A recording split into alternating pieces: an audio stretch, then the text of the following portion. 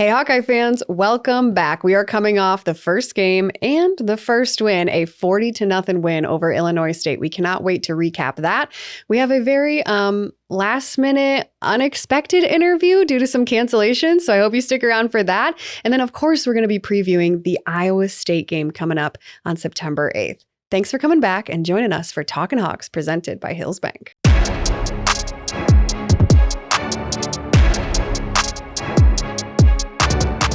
No matter where you are in life, Hills Bank is here to help you succeed. Whether you're buying your first house, saving for your child's future, or preparing for retirement, you can count on the people at Hills Bank for the support you need to reach your goals. It's easy to connect with a banker in person, over the phone, or on hillsbank.com. Because we believe banking is better through human connection. Hills Bank is an equal housing lender and FDIC member.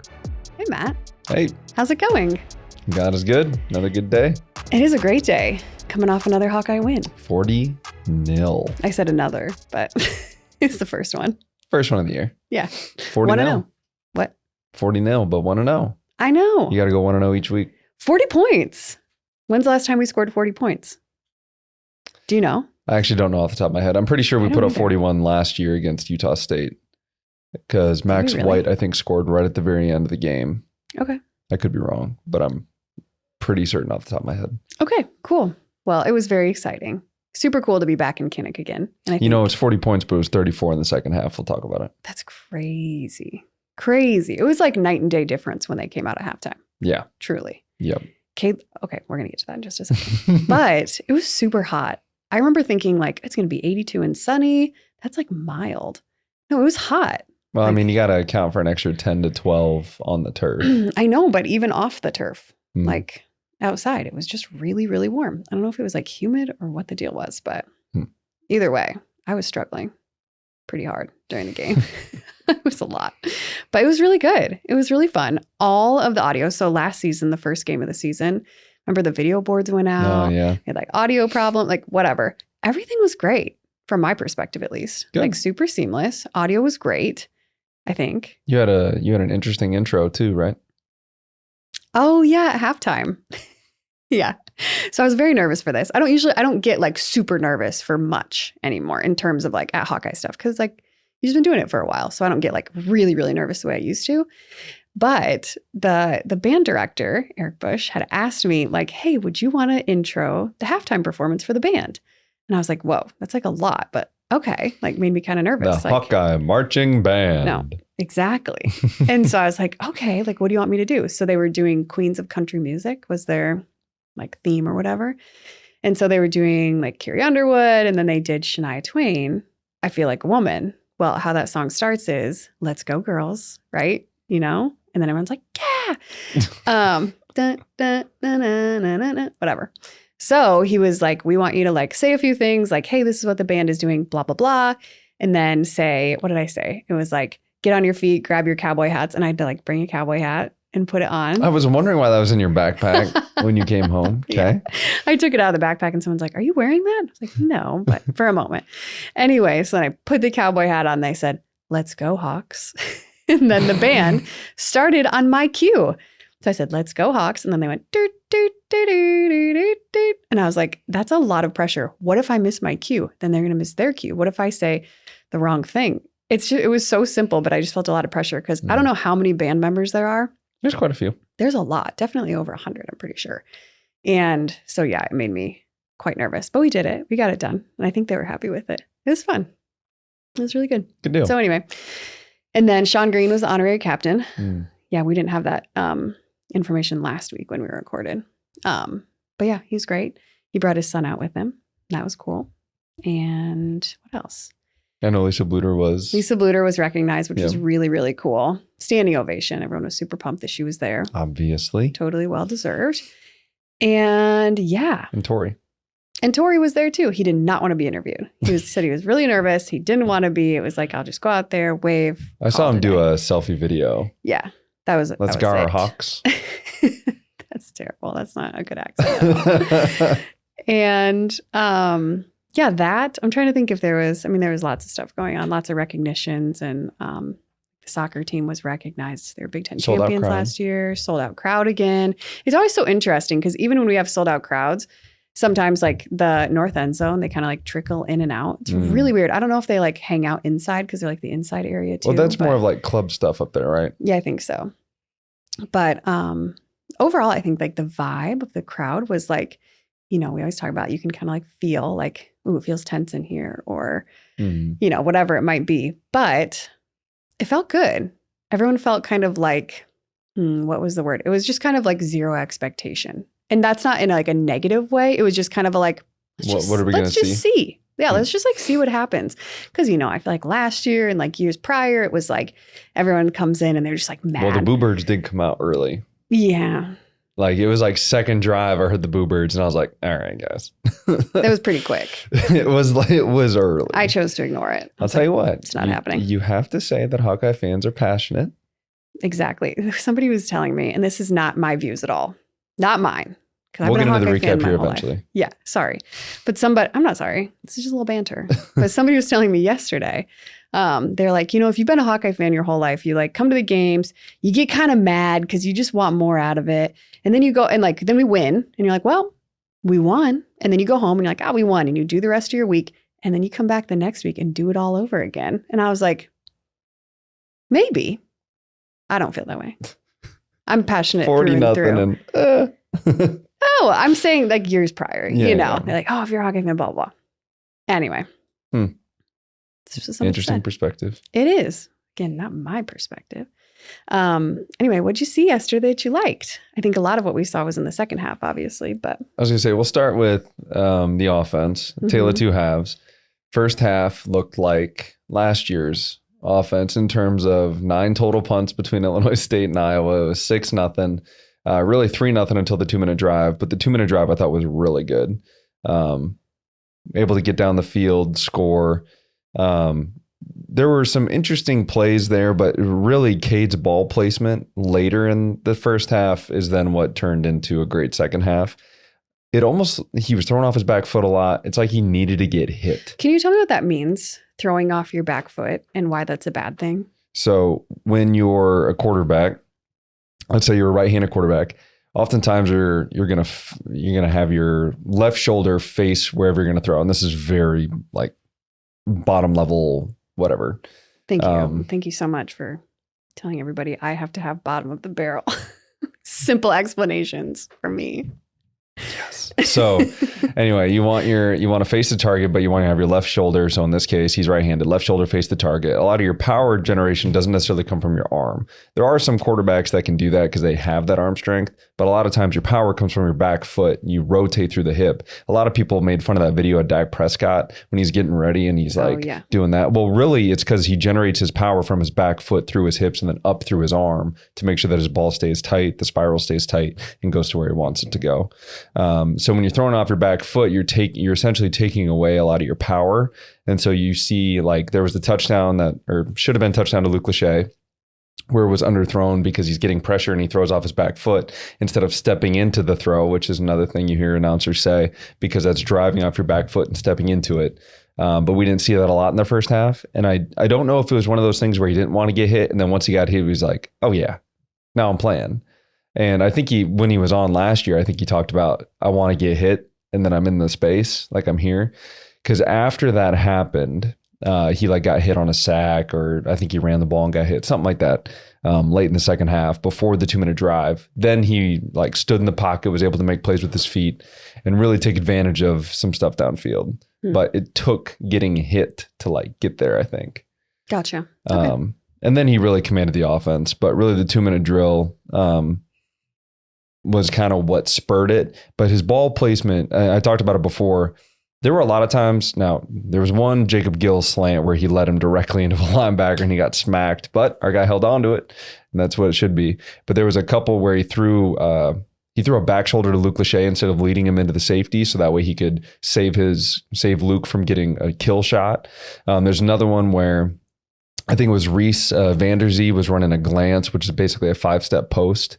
So he's running 5 steps, break to inside, and he threw him back just a hair, so that way the safety coming down couldn't kill him. Like that kind of stuff is what your receivers like to know that their quarterback is doing, trying to take care of them instead of just leading you out there and getting smacked. So I thought that was really good. But then the second half, so like I said, first half, 6 points, 9 total punts. Illinois State turned the ball over twice. We'll get to that when we go on defense. But then the second half, Cade looked like he knew the offense, right?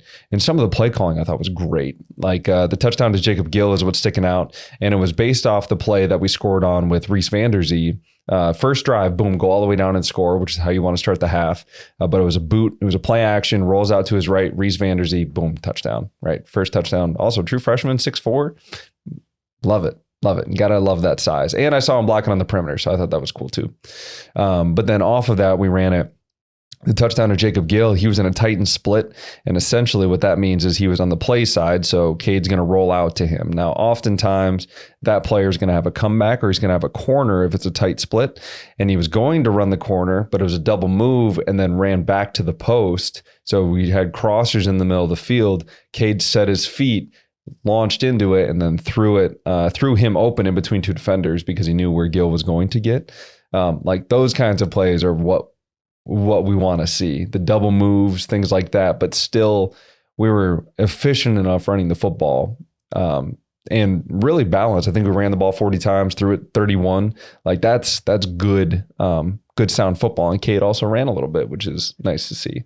Being able to operate with his feet. Obviously, the one play to Ortworth, we'll probably talk about that later, where he breaks 2 tackles out of the sack, rolls out, squares his shoulders to the line. Like, that looked like a guy having fun. And that's something we really haven't seen from an Iowa quarterback since like CJ. Not that I'm biased, but I'm biased. Something similar to like CJ. So I thought that was all really good. It is fun to see a little bit of mobility, especially like last year. It was like, please don't move. You know, like early in the season when he was still out there. And I can't remember if he had a brace on or not. But it was kind of that, we just didn't know exactly, like what his state was. And then it was like, ooh, every time he would like even just take a few steps forward, everyone kind of like collectively held their breath. But yeah, it was really cool to see him take off. How many yards did he have? It was like 12 or something like that. I don't know exactly how many yards off the top of my head, but I might have made that up. He took off a couple times, but was also, the boot was a really good spot. Illinois State was really coming off that side. So being able to stop that as we're running around, I thought was good. Running backs, there was a suspension in the first half, so we didn't see Caleb Johnson. Still ended up with over 100 yards and 2 touchdowns coming back. I thought Kamari Moulton did pretty well in the first half. And then Caleb Johnson obviously came in and did really good. I got another, I'm going to talk about that 64-yard touchdown. But and I love the fact that he kept the ones in. We were up 34. It was either 33 or 34 to nothing late in the fourth quarter, and we kept the ones in. I like that, not only of like trying to push the offense, but like now here's more game reps, especially with a group that hasn't worked together a ton. I thought that was really cool. And then obviously paid off with the touchdown. But the running back room looks good, which I wasn't concerned. O-line looks like they're playing better, starting to get a feel for one another, which is good. I don't think people understand how much chemistry it takes for an offensive line to be together, because you got to know who's going to bump, who's going to take care of what. So you all have to know what's going on and how to read each other. So I thought that was all really good on the offensive side. It did seem like Cade had a pretty good amount of time back there. There were some times where he had to deal with a couple rushes, but I mean, that's going to happen time to time, you know. One thing I forgot to mention in the very beginning, and this will just be between offense and defense, but was not having KF there was so weird. Oh, yeah. Like, especially in, like, being in the stadium and seeing, like, Coach Wallace come down first, right, before the team comes out. Like, usually that would be Coach Ferentz. And then, like, him telling the team to go out, right, like, after, like, during the swarm. Those types of things, I was like, am I getting emotional? Like, this is so weird not seeing him on the sideline. But obviously Coach Wallace did a wonderful job. And he's been there for 10 years now. Like, he knows. He was a GA when he was younger, and he's been there since I was there. Like, he knows the ropes on what to expect. However, I did not see any notes on the thigh. So I don't know if he's taking as good a notes as KF. He couldn't do it. He couldn't take all the Coach Ferentz vibes. Wait, say the thing from the interview. No. Oh, well, Coach Ferentz is unbelievably good about like knowing people's names. And I don't know if it's like an innate thing for him, but like if somebody tells him his name, tells Coach Ferentz their name, he'll remember it for life. Like, I don't get it. So at the end of every single interview, because I watch the games at home because I take care of the kids while you were out there working. And after every interview, they'll be like, hey, you know, good luck the second half. And they'll give him the mic and he'll go, thank you, Holly, or thank you, Melanie, or thank you, whatever. every time. And so they interview Coach Wallace and Coach Wallace finishes the interview and the gal goes, Ken Luck in the second half, and he goes, thank you. And he like takes a step and then turns around, puts his head back to the mic and says, thank you, Melanie, and then walks off because he's like, wait, I got to remember this. So I thought that was kind of cool. I just want to think that was like a coach, like a coaching point from Coach Ferentz that like, by the way, when you do the halftime yes. interview, remember to say their name. Yes. Which is that amount of detail, it feels like. Such a Coach Ferentz thing. Okay. Such a Coach Ferentz thing. Defense obviously looked absolutely fantastic. You know who looked like a dog from start to finish was Aaron Graves. Okay. And we've heard that he's a phenomenal athlete. We've had guys come on here and talk about how like he never loses a wrestling match or anything like that. But like the defense looked like they were having so much fun. Totally agree. And like they brought the juice. Mm-hmm. Like I'm getting chills talking about it. I don't even know why. But like Aaron Graves, I think had like 3 or 4 sacks all last year. He had 3 yesterday because we're recording this on Sunday.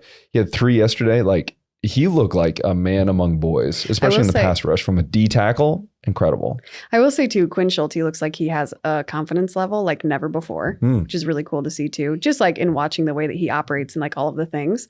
And Jay, I said this yesterday, is massive. He is huge. And I'm saying that in a nice way. Like he is just yoked. A man amongst boys out there. Which we hope to get him back on the podcast this year. Yes. But I was just watching him, like even just on the video board, and he's just like blowing out of his uniform. He's so big in like muscular way. I mean, our defense they look like what we expected, but like they're having fun. Yeah. Operating at such a high level. It's incredible. So what did you see from them specifically that you liked, or some like key plays or anything like that? Well, 2 turnovers. So +2 in the turnover margin, which again, we expect to do that at Iowa. But the fumble I thought was really cool. Unfortunately, it's not going to be my unsung hero. But Deontay Craig was on the backside of that play. It was a run up the middle, and then their running back kind of bounced it to the left. Castro stood him up, and then Deontay Craig is the backside end who chases it down. Now, I don't know who actually got the rip on it, but like we're just ball hawking. Like for some reason, there's always something that we do. Somebody stands him up, and the rest of the guys rally because that's what they're going to do when we get the ball. TJ Hall ends up recovering it, but I think Deontay Craig on the backside and then Castro standing him up was really good. And then Jamari Harris with the interception.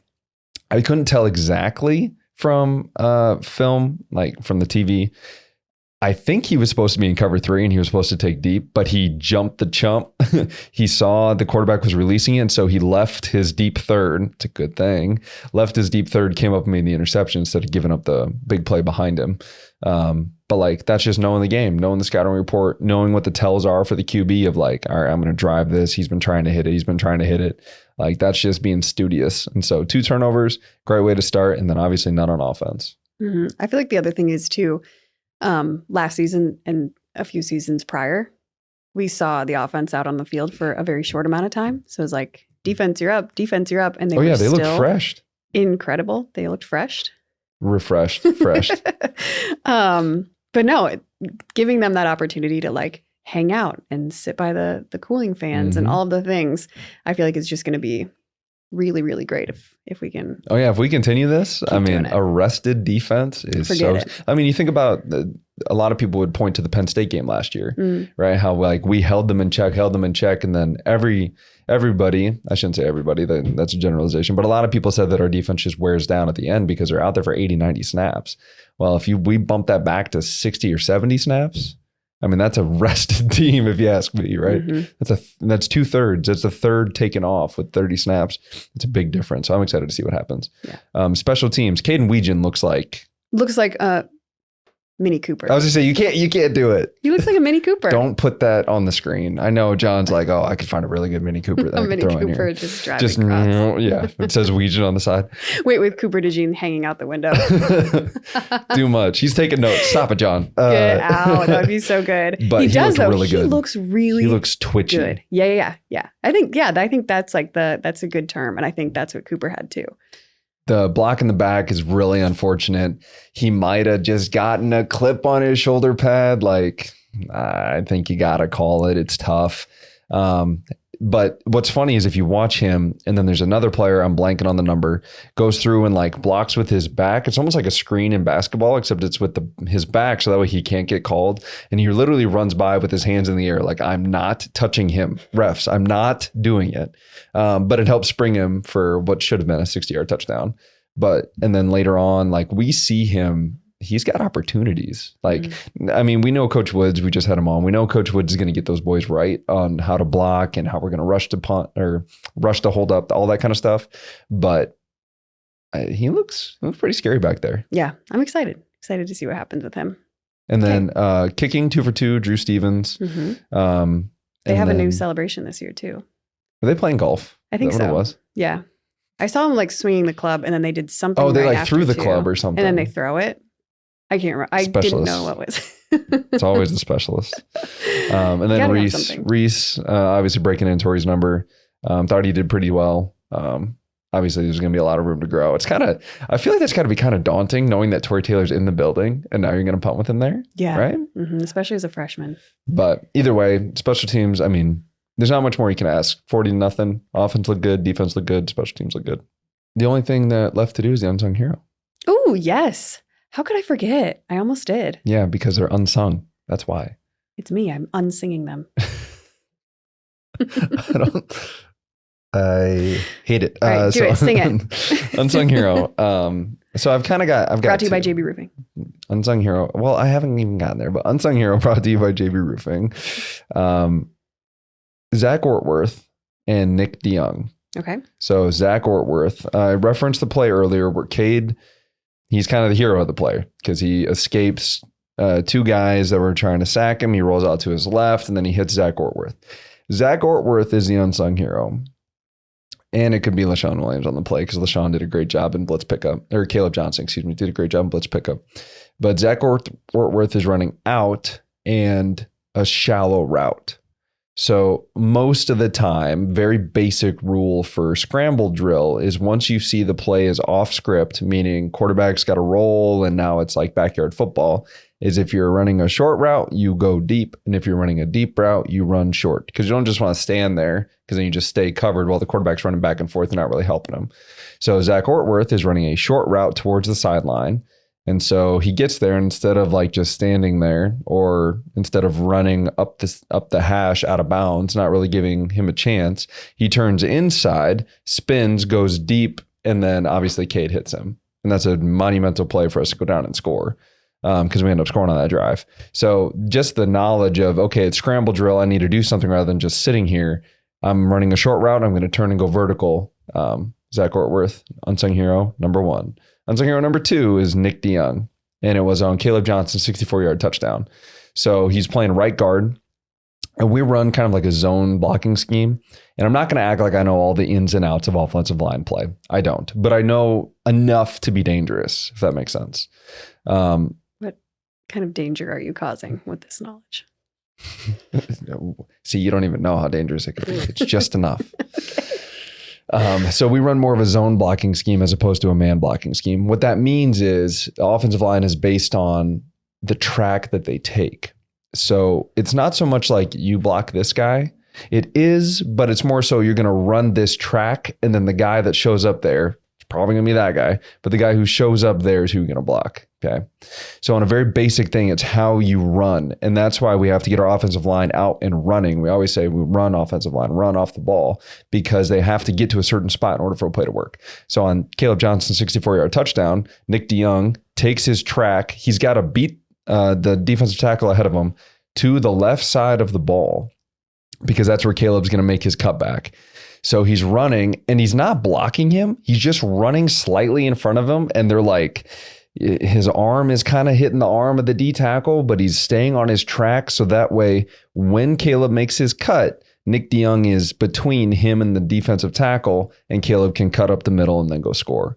It sounds really, it sounds like, I don't know if I'm painting the best picture here, but essentially he just beats his D tackle to the spot, doing what he's coached to do, running after the ball, and then making sure that he's in the right spot so Caleb can cut. But I encourage you to go look at that play if you haven't already, because it doesn't sound like a lot, but he's just running. And the rest of the rest of the offensive line push their guys. I'm pretty sure Logan Jones pushed his guy 5 yards downfield. Like our offensive line looked really good, but on that particular one, Nick DeYoung just running sideways, making sure his guy doesn't make the play, and Caleb Johnson does the rest. So unsung heroes, Zach Ortworth and Nick DeYoung. Very good. 2 unsung heroes. We like to hear it. Careful, you don't want to use all of them up before the end of the season.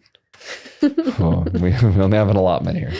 All right, we're going to jump into our next segment. We will be right back. Need a new roof, gutter, or siding in Eastern Iowa? Call JB Roofing and Construction, the local and reliable roofer with over 20 years of experience. They do one roof at a time, unlike others who juggle multiple projects and cut corners. They also serve a 45-mile radius around Kelowna and help you with any insurance claims. Don't wait. Call 319-656-ROOF or visit their website, jbroofingkelowna.com, for a free estimate. JB Roofing and Construction, the small town roofer you can trust. Matt, did you know that Iowa City Tire does more than just tires? Well, yeah. I mean, they've been servicing vehicles in the corridor for like 40 years. Right, but did you really know that before someone had to tell you? No. Check out how they're doing things in a very different way at Iowa City Tire and Service, where service actually comes first.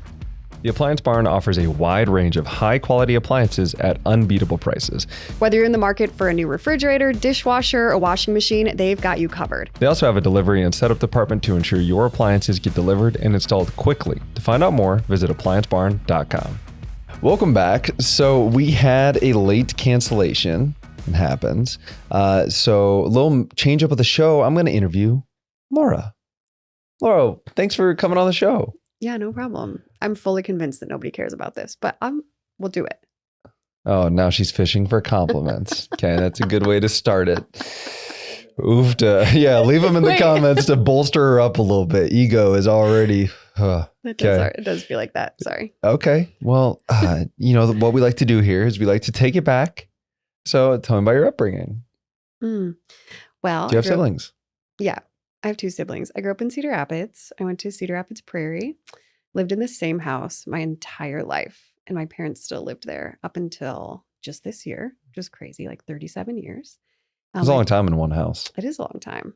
I have 2 siblings. I have an older sister. She's 10 years older than me. And I have an older brother who's 6 years older than me. So I'm the baby by a long shot. And with my sister and brother being so much older than me, they were kind of like pseudo parents, especially my sister. Not that my parents weren't present because they were great, and are great. But my sister was always just kind of like making sure that I wasn't lame or doing something embarrassing or like wearing a dumb outfit or a silly hairstyle. Just always trying to guide me along a little bit because she was always in that like next phase of life, that kind of thing. And always just wanted to be like her. Just wanted to like do all the things that she was doing. And I always just knew 10 years from now, I want to be doing that exact same thing, which is actually kind of how my life went. So kind of cool in that way. And also with them being a little bit older, I spent a lot of time by myself because by the time I was 9 or 10, my sister was out of the house at college and my brother shortly after her.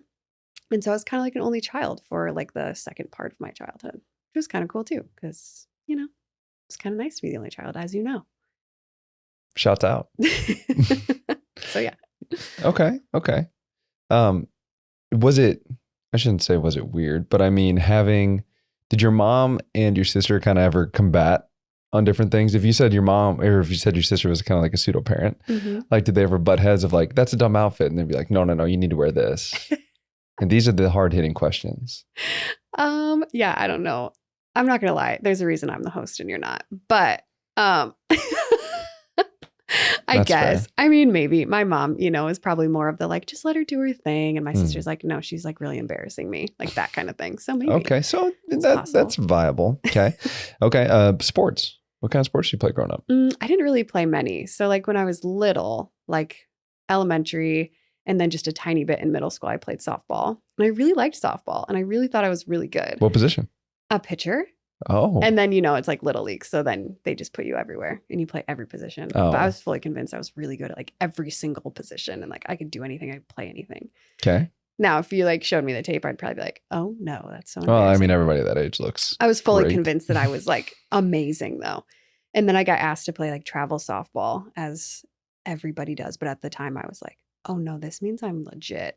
And then I kind of got talked out of it by my mom and sister. And they were like, do you really want to do that? Like your whole summer? Like, don't you want to go boating and like hang out by the pool? And I was like, actually, yeah, like I really want to do those things. So I didn't do the travel softball. I did a little bit of like track in middle school. I did hurdles, fell one time and then said, I'm out. I'm not doing this anymore. And then I did a couple of track meets and then I fell at a meet and that was it.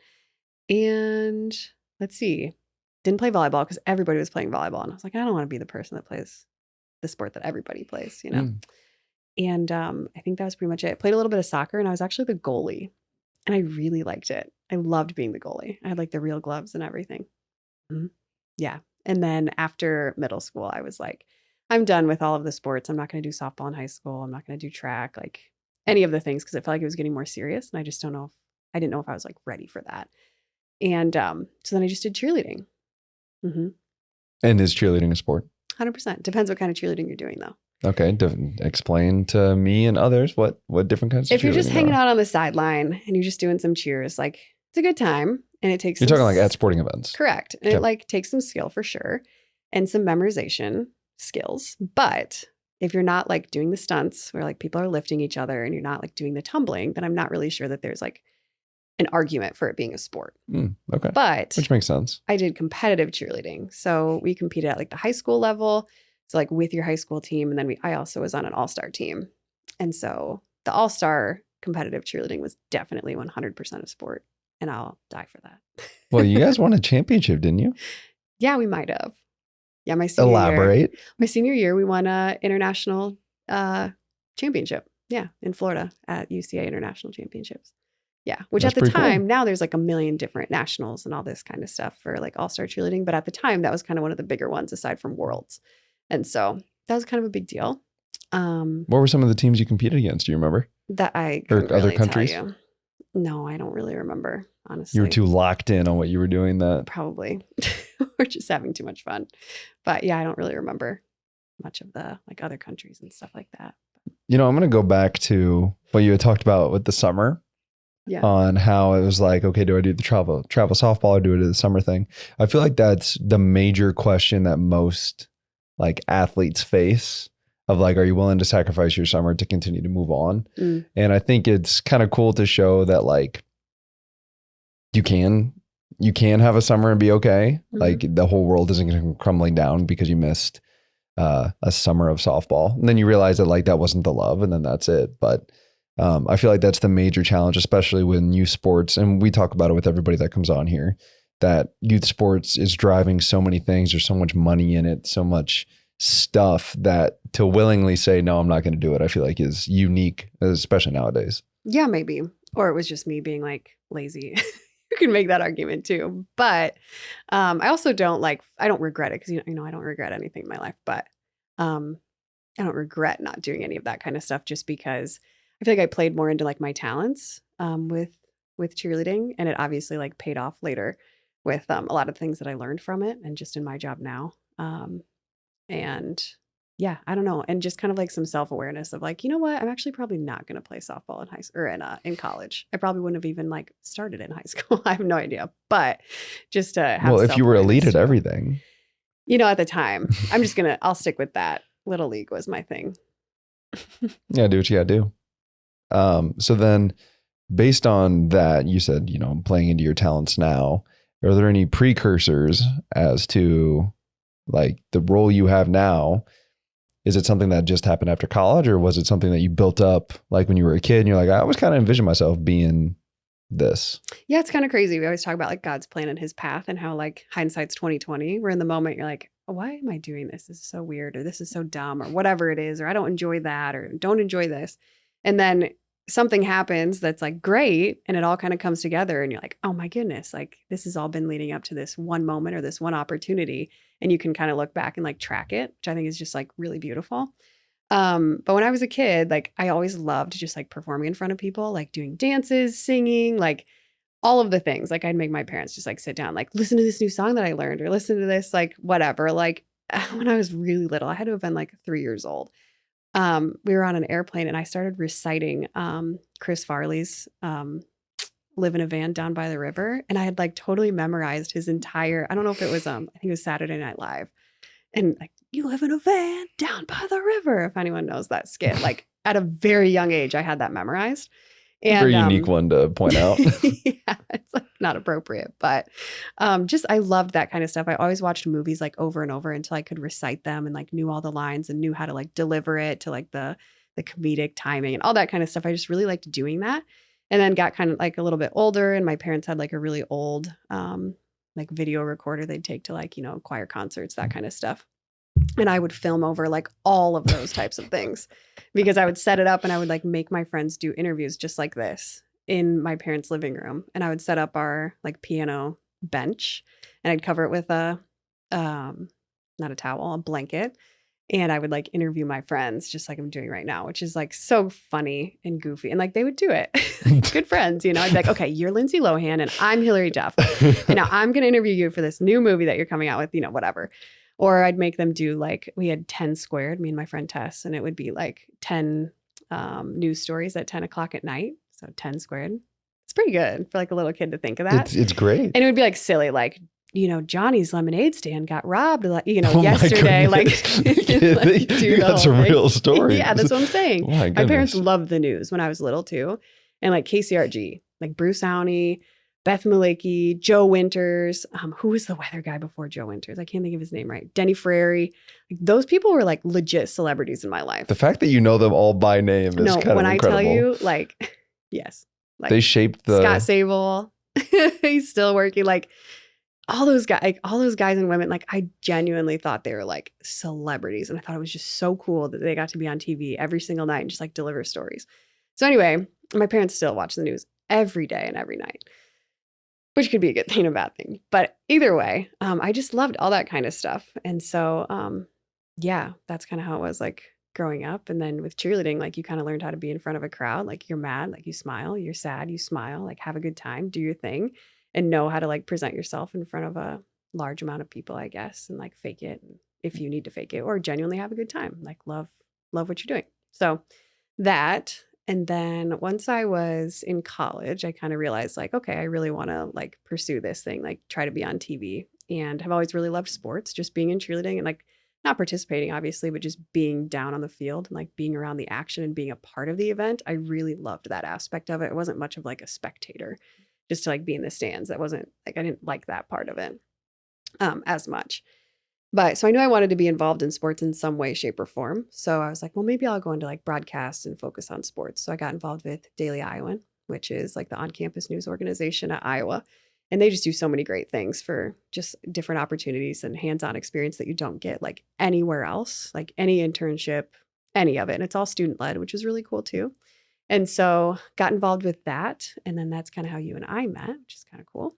But really learned that like I loved being in front of the camera, being in front of people, that kind of thing. And then once I graduated college, you were still playing. So I wasn't going to like leave or move somewhere, which originally it was like, I'm going to go be on Big Ten Network. I'm going to go do the ESPN thing. We're going to LA. We're going to Chicago. Like we're leaving.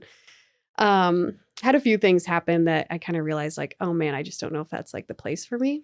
And we can get into that later. But went out to LA, like did that kind of stuff and just didn't click, like didn't work on a lot of different levels, like personally, and then just like obviously didn't get the opportunities that I wanted. And so it just didn't happen for me. So anyway, I stayed here and I started working at a kickboxing studio, which at the time, like that was kind of part of the path where I was like, what am I doing? Like, this is so silly.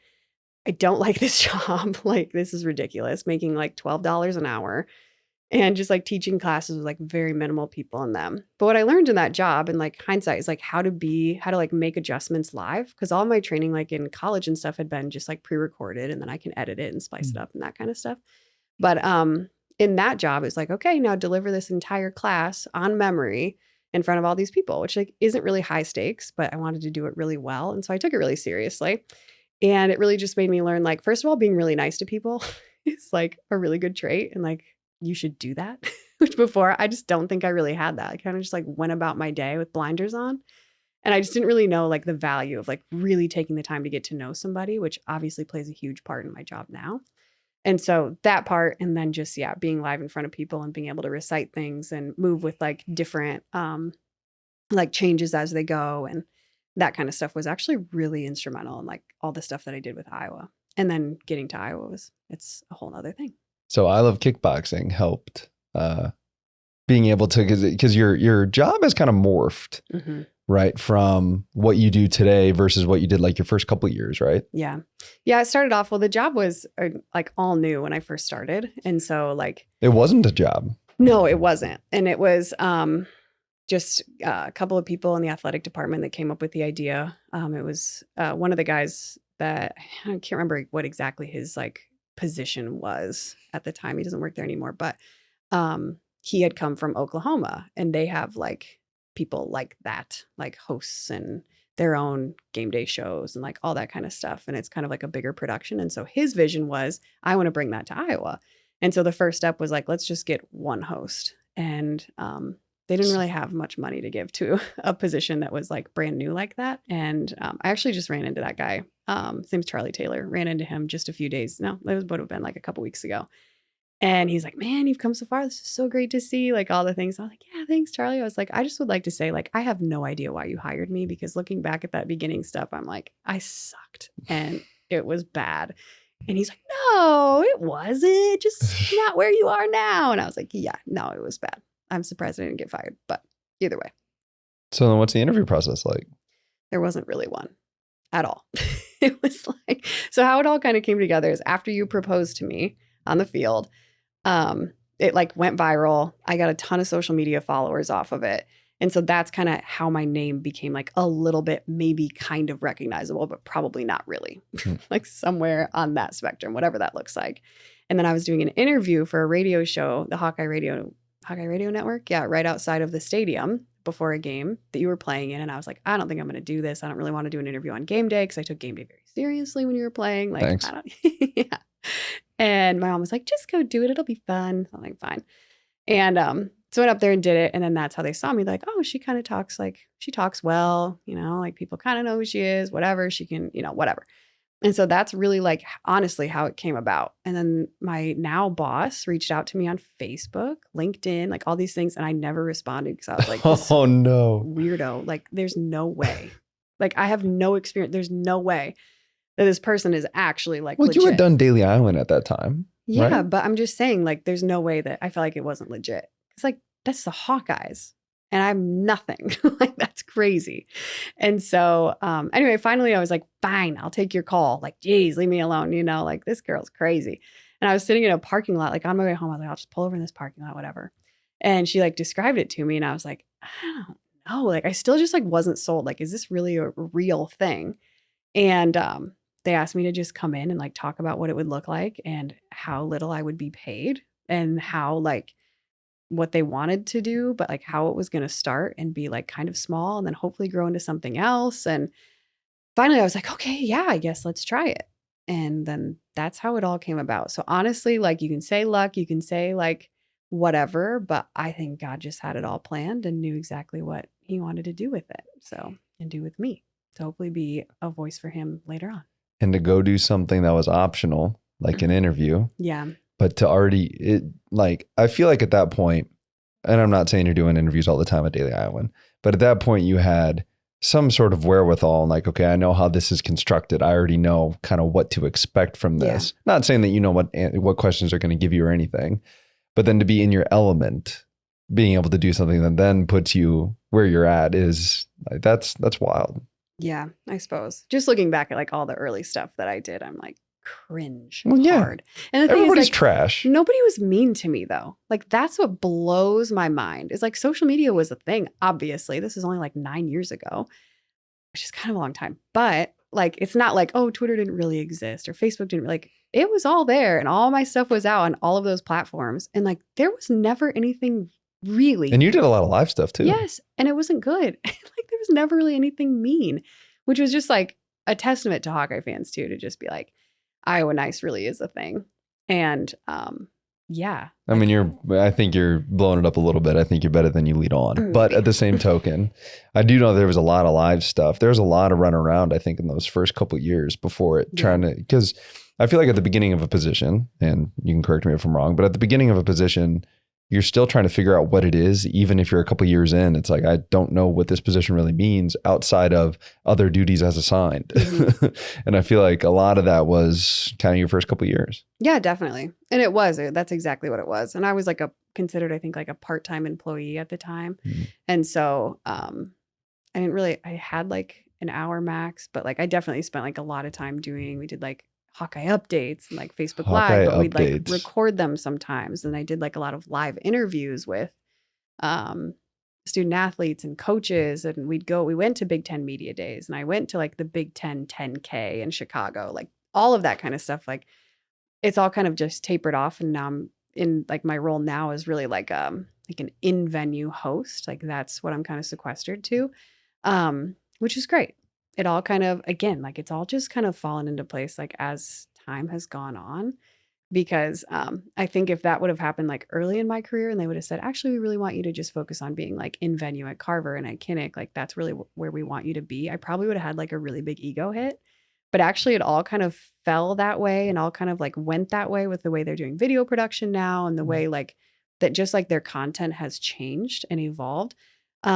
It makes complete sense, but it's all like kind of changed in that way, like as I've been having kids. And so I want more time with the kids. Right. Like, and so there's less of that, like running around and being at this stuff like last minute and, kind of like being on the schedule of athletes and coaches. So it's all changed for like the great, like not even just for the good, like it's for the great. So yeah, it's exactly how it should be. And that's how you would hope that a job kind of morphs into, right? Yeah.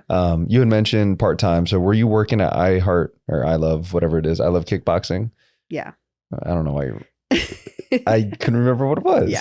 This and Iowa at the same time? Yeah. Just for like, probably like 8 months, just because like for double income, because I was supporting you during that time.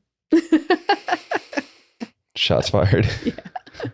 Yeah. So I was just like working at both, which wasn't bad. So that's one facet of how your job has changed. You just mentioned, obviously, I know we have kids, but like how, if at all, has having kids changed the way, like either you do your job or you see your job, or do you have more like empathy when little kids want to get up on the video board? Like how has having kids changed the way you view your job?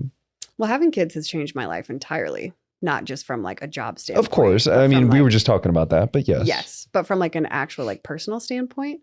And I think this is somebody was talking about this, and I don't know what it was. It could have been just like a reel that I saw or something like that. But it's like when you're young in your career, it's like you're doing the job for the job and like for yourself. But then when you get older, like if you really want to be successful, you start to do it like for the other people around you. And I feel like that's how I've really changed the way that I approach my job. Like early in my career, it was like, how can I get better? How can I get more opportunities? How can I get more time on screen?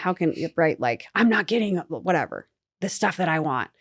And it's like, that was just a really like bad place to be in, because no matter what like opportunities or experiences I was afforded, or like you could argue earned or whatever it was, it never was going to be enough. Because you're always going to be going for the next thing. Yes. Yeah. And so, like after having kids, I realized like, oh my goodness, like this job isn't for me or for like another opportunity or the next big thing or whatever it is. This is just for me to like give back to the people that are there to have a good time. Like looking at our kids and just seeing like when they go to see Herky and when they go to a game, like it lights up their whole life. And like the kids that I get to like interview at games, or even just like random fans that I get to talk to, like that kind of stuff. It's like, they're just there for the experience and for the love of the Hawkeyes. And if I can just be like a really small part of that to like make it even more special and show off the picture that they drew of Caitlin Clark earlier in the week that they really wanted to give her and have her sign. Like if we can show that off on the video board and maybe later Caitlin signs it, great. Like that's what I'm doing it for. It's like not for me or for anybody else, because like with this job, like I'm doing a lot of the same things over and over, like the Delta Dental Smile Cam or half-court putt. Yeah, like full court putt, whatever it is. You name it. And so it's like if you're focusing on like what you're doing, it's like it can get monotonous, just like in any job. But if you're focusing on why you're doing it and the why isn't just for yourself, like that's when it really starts to become magical and special. Like that's how it's really changed. So yeah, all of those things. And kids just makes you realize all of those things about yourself. Like, oh, I was really selfish before you guys came along, and like realizing, I think Aaron Campman was actually the one to tell us that like once you have kids, you realize how selfish you are. Mm-hmm. Like, yeah, you do realize like, oh man, I was doing all that stuff for myself. Now I have no time for myself. And like, that's okay, actually. I'm actually a way better person because of it. So I'd say that's how. And it probably helps you enjoy the stuff a little bit more, get more fan engagement, like Yeah. from a business type standpoint. I But suppose. the other part that I was going to go to as well about how your job has changed is whether you want to admit it or not, fame came along with this. And fame is relative, right? But the fact that like, okay, hey, can you wear our clothes? Like different sponsorships, things like that. Like I know that you post reels from different companies. Like what was that like when that first started to happen? I know Authentic Brand, I think, had a clothing deal and stuff like that. But how, like, when that started to come, did it change anything, or was it unexpected? Like how did that get received? I don't know that it was like unexpected. Maybe to a point, but like, I mean, it makes sense. You know, like when I start talking on the video board, people are like, oh, something's gonna happen, so they all look up. It's like, why wouldn't you want like your logo or your brand or whatever like up there? So that makes sense. But I think it was just like I don't have like a team, like anybody to help me, you know, to like say like, well, don't sign that or do sign that. Or and it's not like these are like massive brand deals worth $1 million, but it's still like a learning curve where you're like, oh, so you're telling me like I can't post anything else? Like this is an exclusive thing? Or, you know, like that kind of stuff. It's almost like NIL for you. That a lot of student athletes are going through right now too. And like when I first started, I was at a really similar age and I just had like really no idea how to like manage that. And so I did have like a little bit of help at one point just to try to like sift through things and like, and again, it's not like I'm getting like trillions of opportunities or like massive companies, but it's a lot of like local companies that want to be tied to like events. And so, and the other thing is like I deal with a lot of like Shields is already a sponsor of the Hawkeyes. And so I'll do like some partnerships and collaborations with them. So like that makes sense because they're already partnered with the Hawks. But some companies that aren't partnered with the Hawks, like that kind of stuff and those contracts look different. And so just trying to like figure out what that looks like. And a lot of times it's like, I'm just trying to figure it out in the moment. Just like reaching out to people like, is this okay? Can I do this? Like dealing with like logos and I don't know, you know, all that kind of stuff. So it's all just like a learning curve that I had to go through that I'm still going through probably. It's kind of an interesting spot though, to think that like at the beginning, it was all about what can I do to climb that next rung on the ladder, right? And now that's changed. And yet more opportunities still get to come along with that. Like this podcast, for instance. Mm-hmm. You could argue that this is because of your job as host of Hawkeye Sports. And then obviously what I did at Iowa too. But like the melding of that or the merging of that to create another opportunity, I think is like to think that it was meant to at one point be just for you. And now you realize, oh, I'm doing it for others. But then we get into an opportunity where it's like, oh, wait, I can actually expound off of this. And I have more talents than maybe potentially just what this is, and being able to explore what those other avenues could look like. I think that's really cool.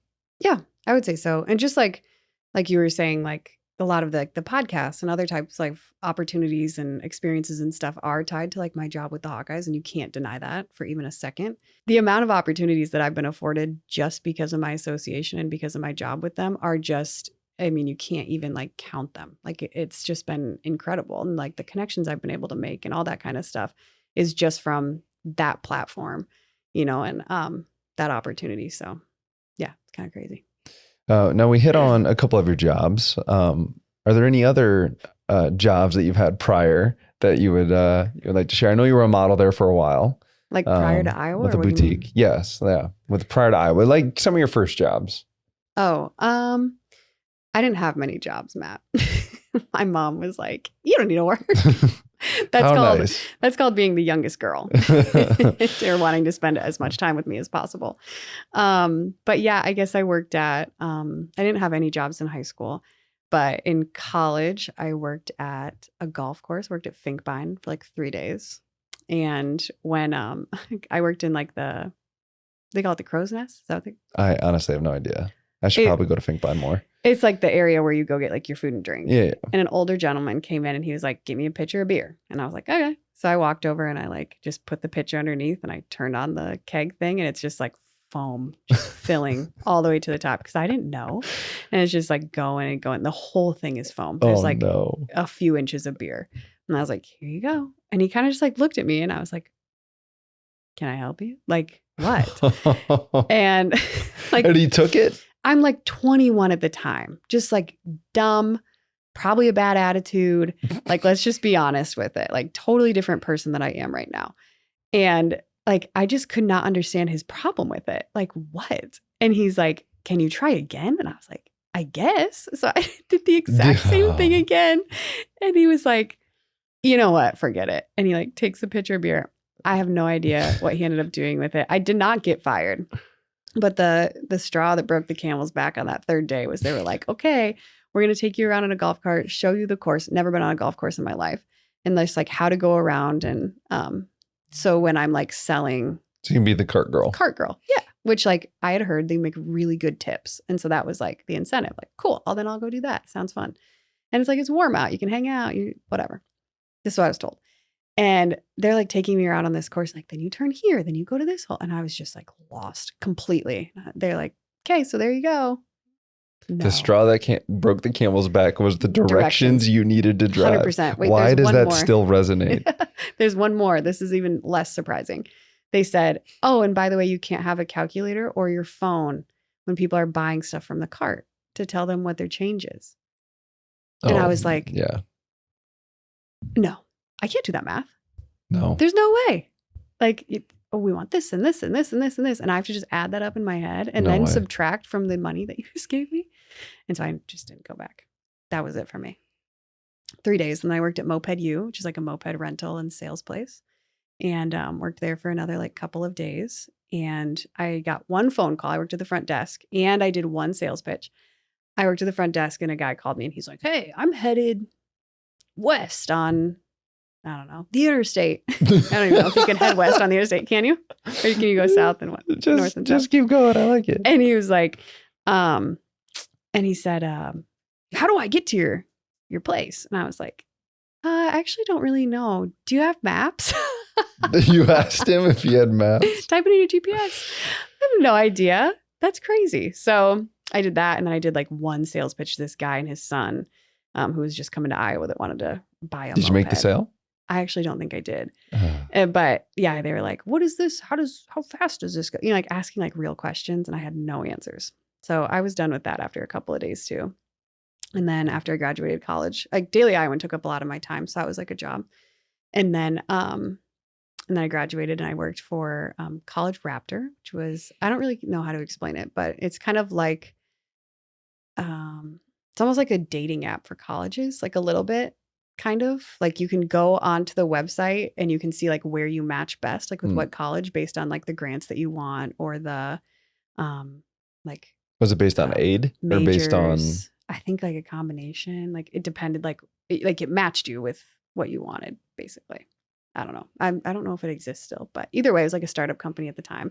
And I worked there with 2 other men that were like significantly older than me. And I was the quote unquote marketing director that worked on like writing like copy for them and writing like different articles for their blogs, like on, or their blog on College Raptor, just about like these campuses are the best walkability. I think like, blogs were really big at that time. For a little bit. Yeah. That would have been like 14. Yeah, it would have been. And that was like my first, no, not 14. No. 16. Like, sorry. 15 or 16. Yeah. And so that would have been my first like full 9 to 5 job. Like get there at 9, do not leave until 5. And if you go on a lunch break, it's 30 minutes. Like, that's it, 30 minutes. And it was just like so crazy because I literally just worked by myself all day long. Like their offices were upstairs in this like weird warehouse building. And then I worked downstairs alone. Like I didn't talk to anybody all day. And I'd come home and literally cry every day. And I worked there for 3 months. Yeah. And you had to deal with it. And I thought you were going to blame me. So no, I appreciate you saying that. In the summer, it was in the summer and you were still playing. And so like you would go to practice and then you'd be done and you wouldn't do anything all the rest of the day because you didn't have to. And I would go to work from 9 to 5 and I'd come home and be like, what'd you do today? And you're like, well, just hung out. And I would get so mad at you. I don't know what I expected you to do, but either way. More than what I was doing. Yeah. It just was not like a great time. So anyway, I worked there for like 3 months and it just was not working out. Like it was just wasn't right for me. And that's when I got the kickboxing job a couple weeks later. Mm-hmm. To pull you out of College Raptor. Yep. That was it. And then after that, it was Iowa. And now here we are. So I don't know if you've thought about this at all, but 10-year plan. No. Well, I mean, like, you've already you've been with the Hawks for 9 years, Yeah, I right? know. Is it kind of, I'm just going to ride this wave until it's not there anymore? Or just, have you thought Well, about that at all? yeah, I've definitely thought about it. And now that I'm like getting older, there are like some college You're kids, not like, old. yeah, I'm 30 now. And there are some college kids that'll be like, so how much longer are you going to do this? Oh, no. And they do it in that tone too. And I'm always like, I don't know. Why are you asking me that like that? I did have another college kid, and I'm pretty sure he's like a junior. I think he's a senior now. And he was like, man, like, I remember when you first started doing this job, my parents and I sat right over there. We had season tickets. I was like in middle school. I thought you were the coolest person ever. And I was like, you were in middle school Oof. and now you're a senior in college. Like, that's what kind of funny how time is so different for like your different stages in your life. But yeah, I haven't really like thought too hard. I shouldn't say that. I've thought like pretty hard about it, like what life's going to look like after Iowa. I know I was trying to be like nonchalant about it, but it'll probably be like one of those things kind of like after you're done playing football. Like it's almost like this weird identity crisis where you're like, okay, I was that thing for 9-10 years, whatever it is. And now all of a sudden I don't do that thing. So like, now what do I do? Like, am I a mom? Do I do other stuff? Like, what exactly does that look like? And so I think just being like that thing and doing that one thing for such a long time, it like kind of rocks your world a little bit. So I'm trying to like mentally prepare for that moment and what that's going to look like for me. And I watched you go through it and you handled it like a huge baby. So just kidding. No, that's fair. No, That's a fair statement. It's not. I was just kidding. But it's just like trying to prepare for what that's going to look like and trying to like make like transitions for myself of like, okay, like once that's over, I still want to use like this skill set that I learned, or I still want to like hold that connection that I had with, this group of people or this company or whatever, just to, keep doing things that, one, glorify God, and two, like utilize a skill set that I've, tried to hone for a few years. But yeah, I don't really know what it's going to look like. Well, I'm glad We'll you see. actually brought that up, glorifying God, because I was going to say you said that before. Mhm. So what role has faith played, whether it be early on, whether it be just through your job, whether it's been a recent thing? Like how has faith kind of played through, I guess, your life is kind of the generic question I'm going to come up with. Yeah, I guess. I mean, like early on in my career, I wouldn't say like a whole lot if I'm being like brutally honest about it.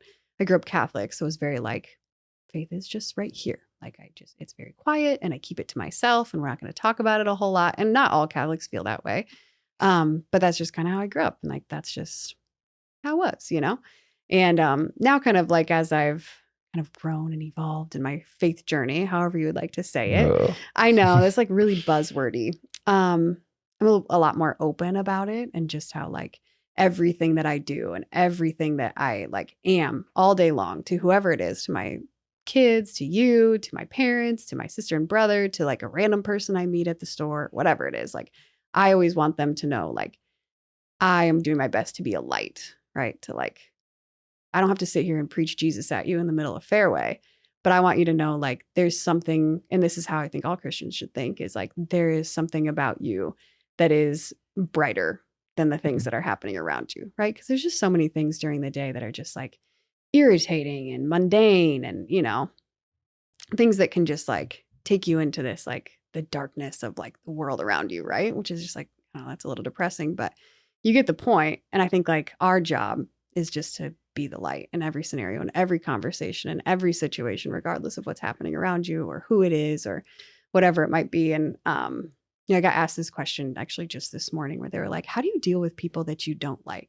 as a Christian? Because we're all supposed to be like, we love everybody, right? And sometimes you just, as a human, don't feel that way. Like you just don't vibe with some people. Sometimes like the things that other people do, you're like, man, I just do not like the things you're choosing to be. But a lot of times I don't like the things I'm choosing to be either. Almost all of the time, because I suck too.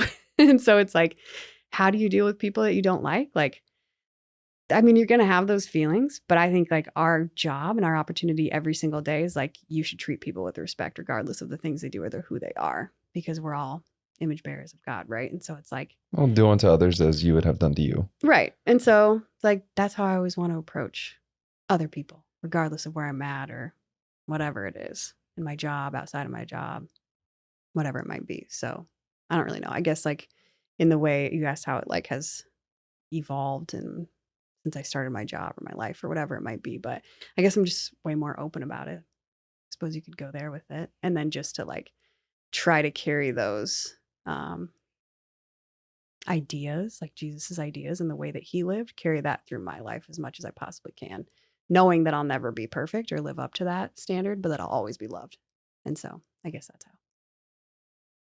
Does that make sense? Yeah, I think. Okay. Well, I think that then that would hopefully then help with whatever identity thing when that comes up, because I didn't have that.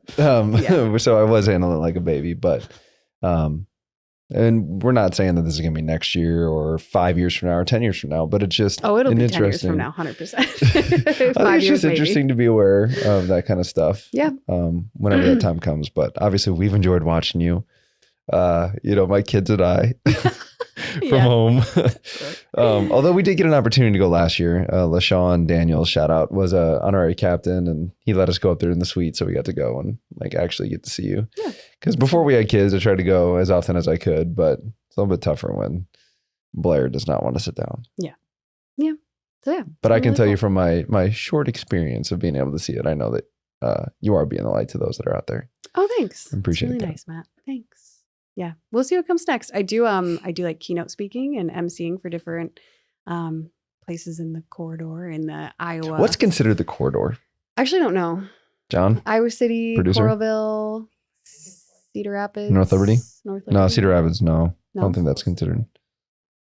Okay, this area. But I mean, really in the state of Iowa, I pretty much travel to kind of anywhere. I don't do a whole lot of traveling just because the kids are so small, as you know. But like I said, like keynote speaking on different topics for like corporate events, or I have one coming up for House of Hope for like their annual benefit. So that's not like corporate, but doing like a keynote speech for them, and then emceeing different different events, that kind of stuff. And again, just like utilizing my skill set that I've learned at Iowa and just trying to carry that over to something that whatever's next. So I do that with Montgomery Companies. Shout out Jordan Montgomery for helping me get into that and be on their team. And what's the other stuff I do? Is that pretty much it? Well, I think the podcast. This, of course, we talk Hawks, but it's incredibly cool to kind of see how, like, regardless of whatever is there, meaning maybe this job stops and then another one starts, but it's all the same type of skill set of being communicative, being confident in what you're saying, and then also knowing what you're saying. Yeah. I feel like half of the keynote speaking stuff is believing what it is that you're saying. Yeah. And if you do that, then you'll be successful. Well, imagine when you're 10 years old and you're talking about Johnny's lemonade stand getting robbed. You think that's not a game. That's not a game. And so this is what's prepared me. Well, either way, we're excited to have you on. It was impromptu, but apparently I Love Kickboxing helped get you here anyway. So I appreciate you stepping in. And obviously, anytime you get to, like, I was more of a family-based university, in my opinion. Like, whether it comes to the teams, you hear Coach Ferentz and the guys that play for him say that he wants you to become a better man. We had Jan Jensen on. We had Kate Martin on. They echo the same kind of values. It's also cool to know that from the host space, that you kind of see everybody as, like, you get the opportunity to kind of be that light to each of the family, you could say, like each venue you go to, whether it's Carver, whether it's Kinnick, whether it's the Extreme Arena. I don't know if you've been there for volleyball games, but like the fact that you've been able to do all that kind of stuff is pretty cool. And then what also then your light points towards, whether it's podcast, speaking, and forward on. Yeah. Thanks. Appreciate you coming on. And for the rest of Talkin Hawks, we'll get to our recap right after this. Locally owned and operated, Performance is a full-service restoration company serving Eastern Iowa. As an IICRC certified firm, their multi-licensed technicians have decades of experience in water, mold, and fire mitigation. Whether it's your home or business, this is the team you want in a time of need. Performance Restoration, 319-626-2292. I love Estella's because it's fresh, from the fresh grilled steak to salsas to their fresh pressed tortillas. I love Estella's because it's quick. We can get in and out, and it doesn't feel like fast food. It feels like fresh food quick. We both love Estella's because it's made with love. They put a lot of pride in their food and customer service, and they are locally owned. That's Estella's Fresh Max. Fresh food made quick with love. When it comes to keeping our home comfortable, we trust only the best. Loudon Plumbing and Heating. Whether it's fixing a leaky sink, keeping the house cool, or making sure the furnace runs smoothly in winter, Loudon Plumbing and Heating is our go-to. For reliable service, trust the corridor's best. Loudon Plumbing and Heating. Looking to make a splash online in Eastern Iowa? Digital Boost is your local go-to digital marketing agency. They help local businesses connect with their ideal customers online. Digital Boost has a diverse client base, ranging from small businesses to industry leaders, including well-known brands like DNR Pest Control and Advanced Millwork. Visit their website at www.digitalboostia.com to learn more or contact them for a free in-person consultation. Okay, Matt. State Week. It's Iowa State Week. The Super Bowl of Ames. I'm just kidding. That's a really old joke. I shouldn't say it. But I mean, it is one of the best weeks, I would say, out of the season. I had somebody ask me on Saturday, what's your favorite game of the season? Or like favorite home game to have or whatever. And I always say it's Iowa State at Iowa. I mean, Iowa at Iowa State is really fun too. That's a lot of fun. It's got a really great atmosphere. As a the player. tailgating is always super cool. Just because there's so much room to tailgate, all of the things. But same thing when Iowa State comes to Iowa, obviously. It's going to be tough getting into the parking lot Saturday. That's where your mind goes. Because people get there so early to tailgate. It is unfortunate it's fortunate and also unfortunate with the parking tower now, parking garage. Oh yeah, it is just a little bit different. I'm not sure. I don't park on that side. But either way, super exciting. It's one of the best games of the year. And it starts at 2:30, which it's going to be a long day for you. Oh, Sorry. Yeah. But I do love a good 2:30 start time because then it gets dark kind of toward the end and it cools down a little bit. It's actually supposed to be kind of chilly next Saturday. Just always bring a jacket. Always bring a jacket. I will. You won't, and then I'll put one in your backpack. AJ. What? I'll forget one and you'll put it in there? Yes. Thanks. I already know how this goes. Yeah. Okay. Well, usually I go first, right? Do you want me to go first? Yes. So last season I talked about Cy, the mascot. So I feel like I don't want to do that again, where typically, I cover like the team's mascot or something unique about their stadium, whatever it might be. Also, I'm just going to derail for just a moment. Did you see Northwestern's new stadium? I have not seen it, but I know that it's pretty nice, right? No? I don't know. I'm not going to say anything else. I was just wondering if you saw it. Just save it for Northwestern. Okay. Just curious. Okay. Cyclones. So I was like, what am I going to cover if I'm not talking about the mascot? What are we going to talk about? So, and I think last year, actually, I talked about the Cyhawk trophy too. I don't have to go back and watch the tape, but I found this article on SB Nation, which is You worked for them. No. For just a moment. Okay. Just a moment. And I did it for free. So I don't know if you work. I was just writing articles for free in college. But either way, I don't want to use this term, but I'm going to. They have some trashy articles in there that are kind of like, being not so nice. Okay. But either way, this was like the Iowa State version. So you know how like they have like Barstool Iowa, Barstool Iowa sure. State, whatever. This is like SB Nation, like the Iowa State Okay. page or website, however that works. Either way. They had this whole series that was 100 things Iowa State needs to forget before they die. So like things that Iowa State fans need to forget. And they literally had 100 different articles, I think, a lot. Just saying like all of the things that Iowa State fans need to forget before they die, just like let go of the grudge kind of thing. And they had here's all these memories that you forgot you had. Yeah. And then also forget them now that I put them in. That's such an Iowa State thing to do. Funny. It was kind of funny. Golly. But like an example of one thing that wasn't like football related, because there was like some stuff with basketball, like when Jared Utoff scored 30 points in one half, or let's see, when Adam Haluska left Iowa State to play for Iowa. What was the other one? Was it Bohemian Shoes? Maybe. I don't think so. They didn't have that on there. Because this was, actually, I do have to say too, this was published in 2018. Okay. So it's just a little bit behind the times in terms of where we're at now. Sure. But then the other thing was like Dan Gable coaching at Iowa after he wrestled at Iowa State, that kind of stuff. So this one was, I just wanted to grab like a few. I'm obviously not going to do all 100, but just a few that like kind of stuck out. But in 1977, so they hadn't been doing the Cyhawk game for like 43 years. And so they brought it back in 1977 and it was at Iowa.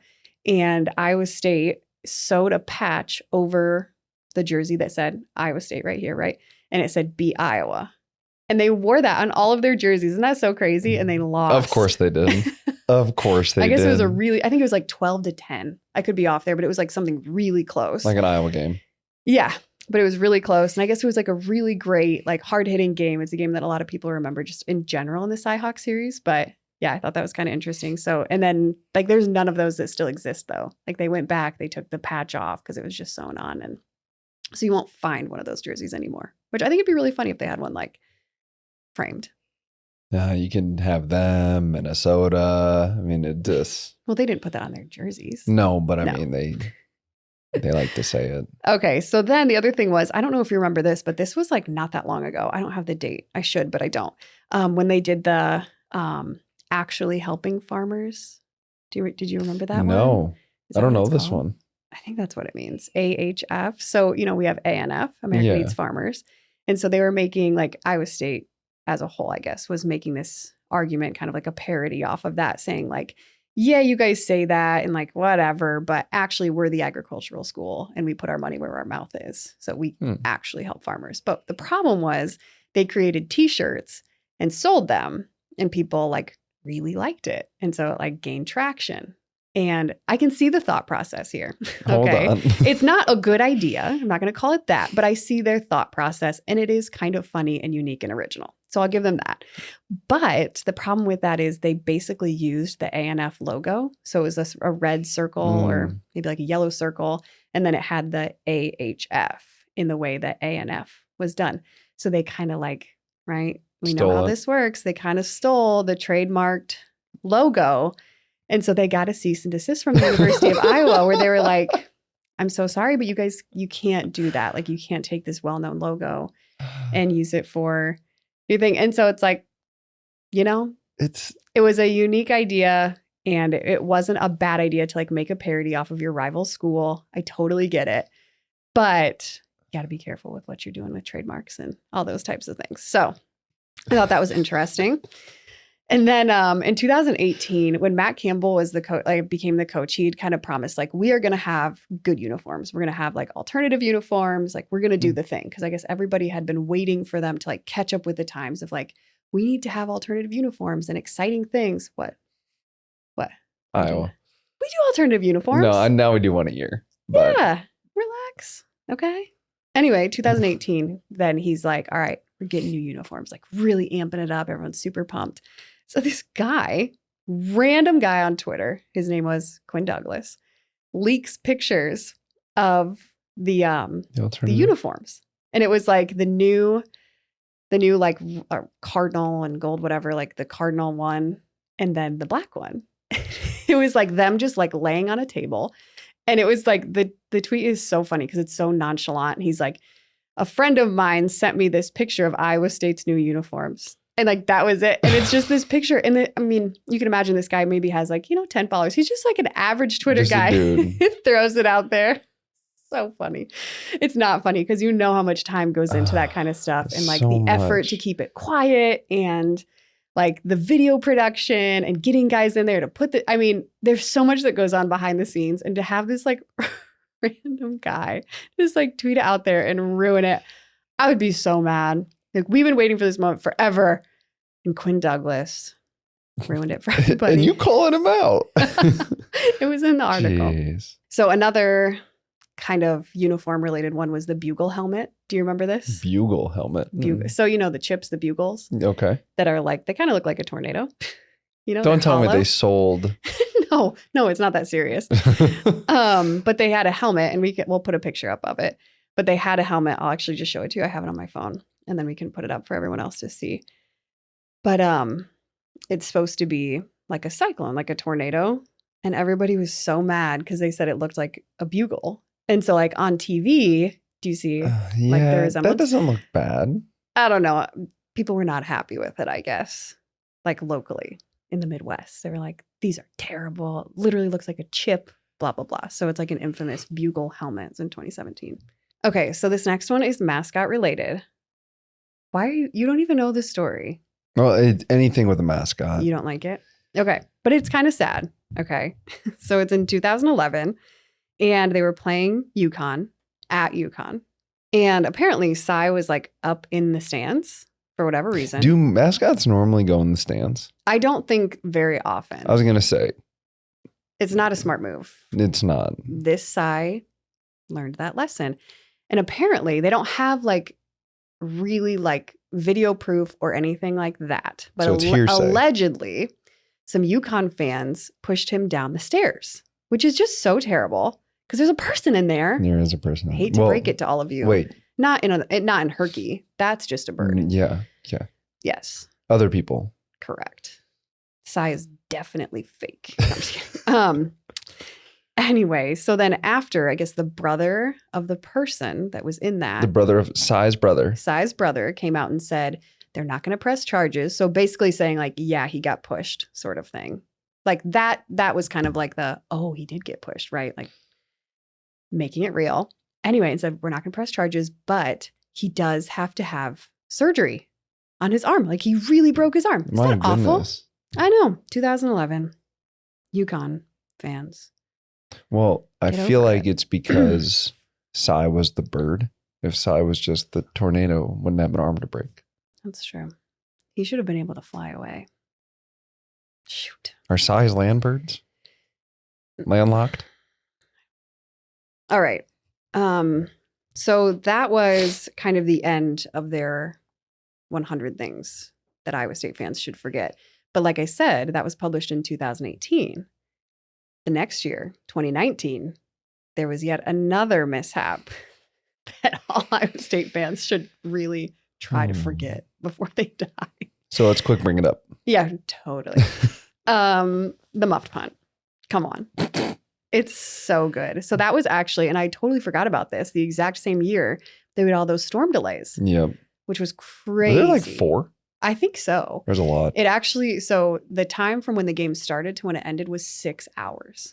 That's a really long time. That's a long And one. we were there and it was like every time there was a storm delay, you had to get out of your seats and go underneath and kind of like sit in the concourse, and everybody was packed in there, and it was like kind of hot, but like kind of not. And it was just like humid and rainy.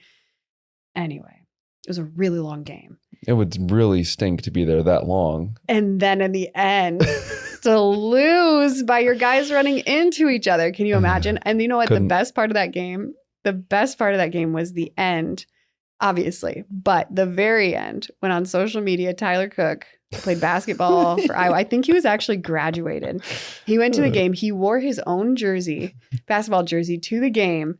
And then he did that video and was like, I know they mad. And it was like showing all of the fans around him. And I was like, oh my goodness. Like only if you're like 6'8", 250 pounds, can you create that video? Like if I would have done that, immediately like ejected, punched, whatever. But if you're Tyler Cook, like just do it. So funny. I'll never forget it. I forgot about that. So that's just one more thing I'd like to add to that list of you should just try to forget that and let go of that grudge. But also hashtag never forget. And then lastly, I just have to throw this in there. We lead the rivalry right now, like 47-23, which is just a beautiful thing. So there's that. The first 3 or 4 stories you told, though, sound like Iowa State things, and they sound like little brother things. Yeah. Here's another thing they should try to forget. And I can't decide if this was like master marketing or a really bad idea, was when they came out with their new black Iowa State bus. I'm assuming it's like their team traveling bus or whatever. And they unveiled it like just last week or something. It was last week, wasn't it? On Twitter. I think so. And it was like they played the Back in Black song with the bus like rolling by. And like, here's the thing about that. Like you could say, that's a terrible idea. What a little brother move. But it got so much attention. And that's the goal of all marketing. Like here's this thing that we want to unveil that we want a lot of people to see. So what better way to do it than to make the people mad that like are going to spread it everywhere and like retweet and be like, oh, this is so embarrassing. This is so that. Well, like, look at all the people now that have seen this bus. It's kind of the point. So it's true. It's like I question it's in my head. So bad, like, it's good. In my head, I questioned like, was this on purpose or was this like an oops? So anyway, tell me about Iowa State. What did you see? I only watched a little bit of their game against North Dakota. Well, you talked about uniforms. First of all, I did not like Iowa State's uniforms. Second, the Why? matte green looked interesting from North Dakota. Yeah, it did. Why didn't you like Iowa State's? What was wrong with them? I don't know. And it's not that I don't like Iowa State, because we did try cheering for them one time during COVID and we got angry because that's what it's like being an Iowa State fan. But the colors, I don't know. The colors just didn't look right to me. Okay. I don't know how else to describe it. I guess on TV, which that can change things. For sure. The jersey and the helmet looked like two different reds. It just didn't, It's possible that that's what it is in real life. We'll find out. Oh, no, they're not going to wear red when they come. No, they won't. Next week. No, So because either we'll way. wear black. Okay, so what'd you see from them? We'll start on their defense.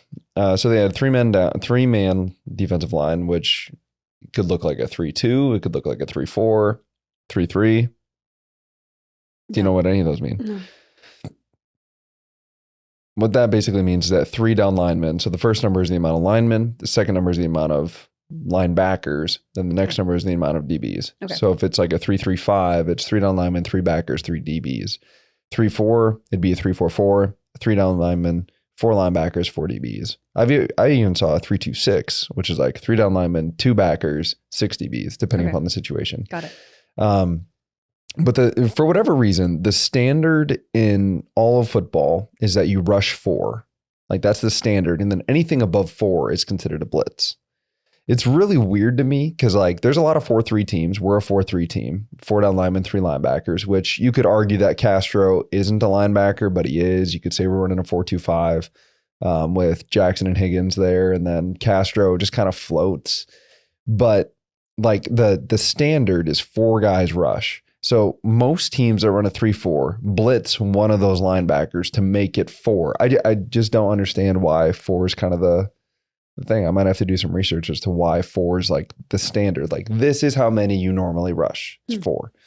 But so with that being said, when you're running a 3-4, you know that somebody else is going to blitz somewhere. You just have to figure it out. And I think I've talked about it on this podcast before when we run into a 3-4 team of, okay, you've got your 3 down linemen, and then you basically say that one of the inside linebackers is going to be considered a quote down lineman, or it might be dependent upon who they blitz the most. But the reason that I'm going into depth as much as I am on this is because it really changes the way our offensive line communicates. Because between the offensive line and the running back and the quarterback, like all those guys have to be buttoned up, even to the point of our receivers. Now, I'm not sure how many hots are built in or how many like and when I say a hot, that means, let's say, I'm the inside most receiver, and based on our protection, we can't block the linebacker that's over me. So if he blitzes, I need to fill where he vacated, and then I get the quick pass. I don't know how many of those are in this offense, but as far as like the more I get to see, the more I'll figure it out. But the baseline is that we're going to have to be prepared for people to blitz from all sorts of positions instead of just, lining up on our line and going from there. That being said, they gave North Dakota a lot of different looks and they blitzed a lot of different things, one of which result in an interception. Quarterback got hit, but for the most part, they run, like I said, normal 3-4, but they'll throw some extra DBs out there, some man-to-man, some zone. I mean, they're going to play a lot of different things there. It's mainly predicated on how they pressure. They played a lot of quarters coverage when I was playing, which means that the safeties are more your fill guys. Corners are mainly your like actual cover guys, because corners have a 4th, safeties have a 4th. But in quarters coverage, safeties are your fill, which their safeties are pretty aggressive here. There was one drive specifically I'm thinking of where North Dakota went down and kicked a field goal, where I'm pretty sure they converted like 6 third downs on a drive. Like, I think North Dakota was 11 of 20 on third down. 20 third downs in a game is a lot, but also converting 11 of them is pretty good. We tried to be, under Coach Davis, I think we tried to be like 58% on third down. So they were just below that number, but converting 11 of 20 third downs is pretty good. And they were 1 of 1 on 4th down. And North Dakota was really good about running the football. Now, we were pretty balanced against Illinois State, and I expect that to continue. But the fact that our boot game was so good tells me that like our running game still needs to be first and foremost in order to make sure that the boot game works, because now your play action, trying to get the DBs and the linebackers to look for just a second longer than they usually do so they don't get out of their drops, things like that. Or you even get them moving in a direction you don't want to. We did a lot of jet sweeps, motion. We called them ghosts, where it's kind of behind the quarterback. So it's like a handoff to Caleb Johnson, then a fake handoff to Jacob Gill or Caden Weegan or whoever that is. So seeing all that kind of stuff, I love the pre-snap stuff that we normally do. I think we're going to have to do that more against Iowa State just so we can be definitively sure, okay, yes, they're in a man-to-man. Yes, they're in zone. Or yes, this guy's blitzing, to try and key off a little bit more on what they're trying to do to us. But going back to my third down statement, I just think that that's going to be a down that we're going to have to win. I think if we're 3rd and 3 or less, I know we were 0 for 1 on 4th down against Illinois State, but I think if we're 3rd and 3 or less, I think that's going to be an opportunity for us to run the football. Because 3-4 defenses, in my opinion, don't typically, outside of Wisconsin, stop the run as well as a 4-3 defense just because you've got more big guys. It depends on how aggressive your linebackers can be in order to fill the gap. So 3rd down is going to be important. The pressure coming in, like I said, North Dakota only had the 1 interception and the quarterback was getting hit as he was throwing it. They were trying to take a deep shot. But I think this kind of bodes well into what Iowa wants to do offensively versus what they do defensively. Gotcha. Okay. And their offense, they were pretty efficient through the air. They were 20 of 26. Rocco Becht, whose dad played tight end in the league for quite a while for the New York Jets. And I believe the Tennessee Titans. I might be off on that, but I know he played for the Jets. He coached in the XFL, been a coach for a little bit now. So he's got football smarts, got football talent, but they run a lot of outbreaking routes. And they also took a lot of shots in North Dakota, a lot of shots. Their wide receivers, I hate to say it, but their wide receivers did look pretty good, making some big time plays. I think their first play of the game was like a deep ball in between 2 guys. And I don't know how the kid came up with the ball, but it was pretty good. There's another guy who had a touchdown, got called back. It was another deep ball. Like they were not shy from taking shots. Now, usually that plays into what Iowa wants to do because we're going to make you take the cheap stuff, to make you throw the 3-yard hitch, the 4-yard out, stuff like that. They were really trying to push the ball a little bit more against North Dakota, which maybe they just felt like they had better DBs or better receivers to their DBs.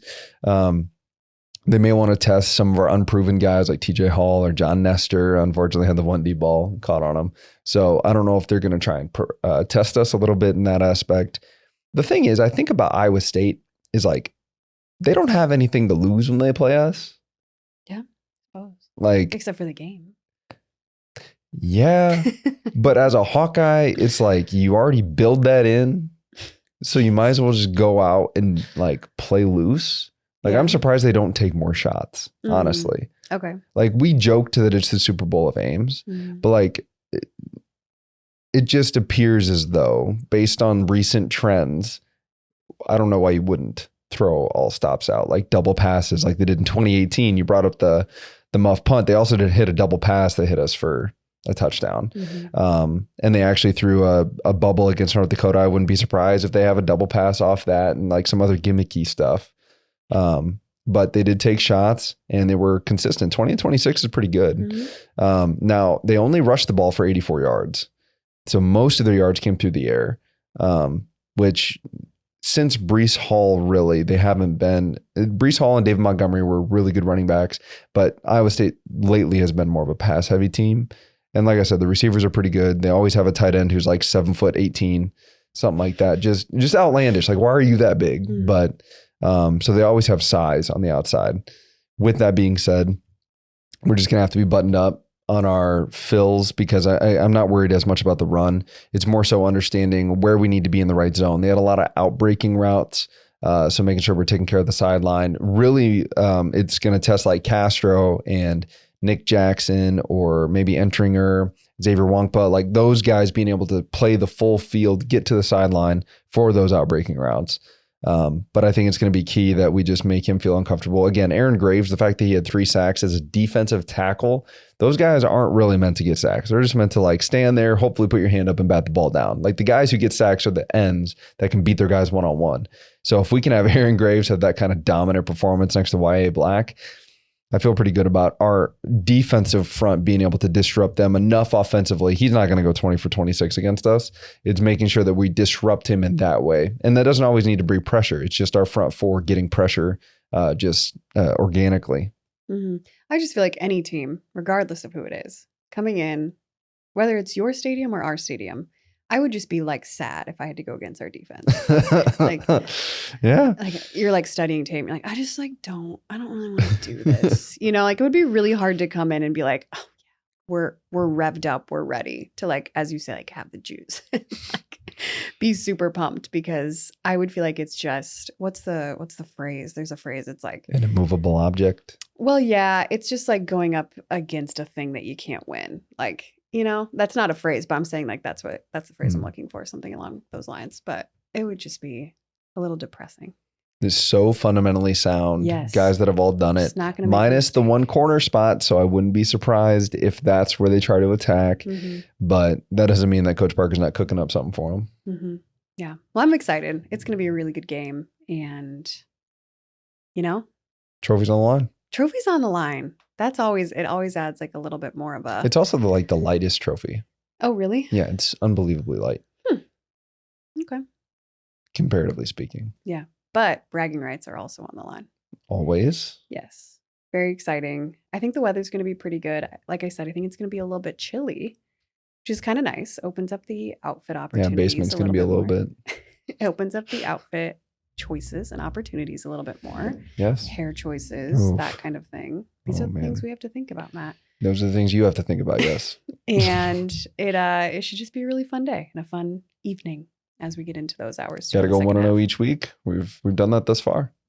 What? Go 1-0 each week. Yep. Make the next thing the next thing. Is that what he said? What is it? What's he say? What does he say? Nobody tell her. Nobody tell her. What does he say? No, I'm not going to say. Then the next thing is the next. What is it? Okay. I'm so irritated that you won't just say it. No. For those of you that don't catch it, it's an Office reference where Andy can't think of the tune. And so Jim goes, nobody tell him. And that's what I'm doing right now. Okay. Well, whatever. You can tell me later. Either way, it's Cyhawk week. Thank you all so much for tuning in. Again, what? I was going to say, don't forget our new channel. Yeah, our new channel. So if you haven't already, please subscribe. I know a lot of you are still watching on the Taco Bout Network, which is great. And we appreciate them and we love Estella's to death.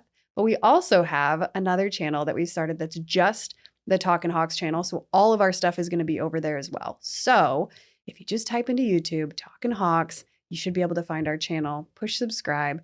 And yeah, we'll probably have some exclusive content on there as well this season that you're not going to be able to find on the Talk About Work channel. So join us there. Follow us on social media. Yeah. And just thanks for tuning in. Go Hawks. Go Hawks.